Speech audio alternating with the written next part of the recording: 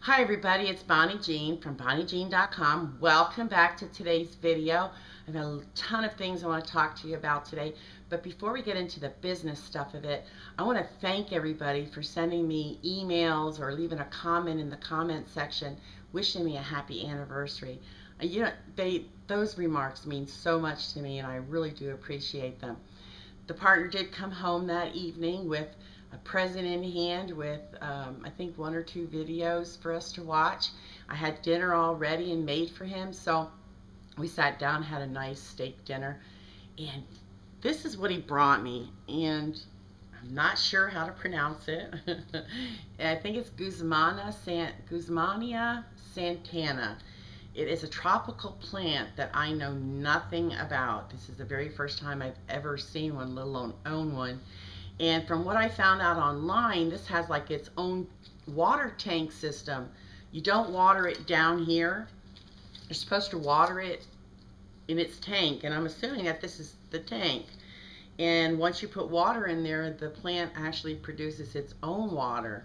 So I thought that was really cool. It is supposed to flower up at the top here. What part of the season it's supposed to bloom, I really don't know. Like I said, I have to do a lot more research. If anybody knows anything about these plants, I really would appreciate it if you shared it with me, because I have to be honest with you, I'm not a gardener in any sense of the word. I do not have a green thumb.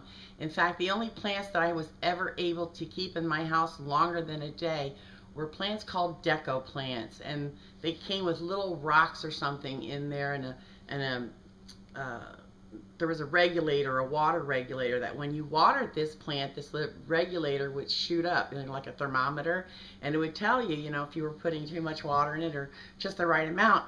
And those kind of plants I had no problem growing, but anything in soil or peat moss or anything of that nature, I'm a plant killer. So if you know anything about this plant and how to make it thrive, I would really appreciate it. So thank you very much. The next thing I'd like to talk to you about is I had a question sent to me in email, and it was just one line that said, I would appreciate it if you could tell me how I make more money online. Currently, they have a business in place. They have a small mailing list that they started, but they're not quite seeing the dividends that they want.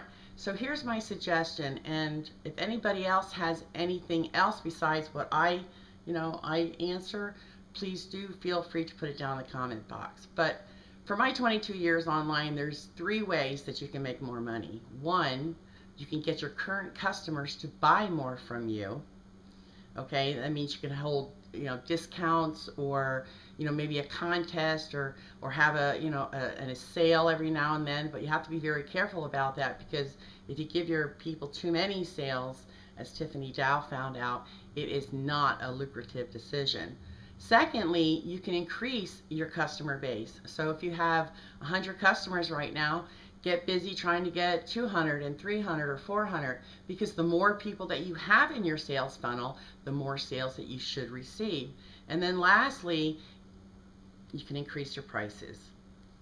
So those are the 3 methods that I generally, I generally follow those three ways of making more money online. If I want more money, then I have to generate it. So you can generate it by increasing your prices, offering discounts, and getting your current customers to buy more from you, or increase your customer base. Anybody else have any other suggestions for this person?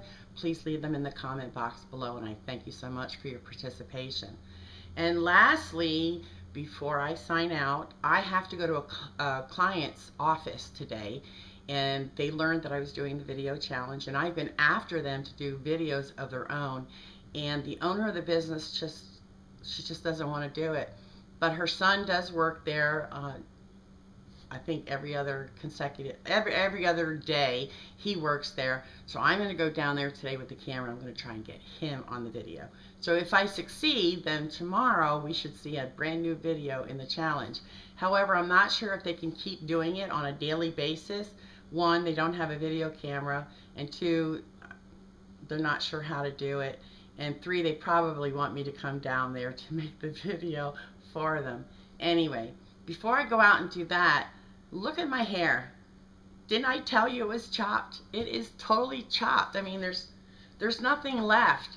I was so sad when I left there yesterday, and I'm thinking to myself, oh, this is just so this is a haircut that you would get in the summer. It's definitely not something that you get in the winter, but it's going to have to grow back, and I'm going to have to show patience. And but I'm really upset. I mean, if you go into a place of business and you tell them what you want and you get exactly what you don't want, it is not good business. So, you know, it's very important. There's a very important message in there. It's like, listen to your customers and give your customers what they want or what they need. Because in essence, if you don't, they're just going to go somewhere else to find their needs met. So I'm going to end that message on that note, and I pray that you have a really good day today and a lucrative tomorrow. I'll see you soon.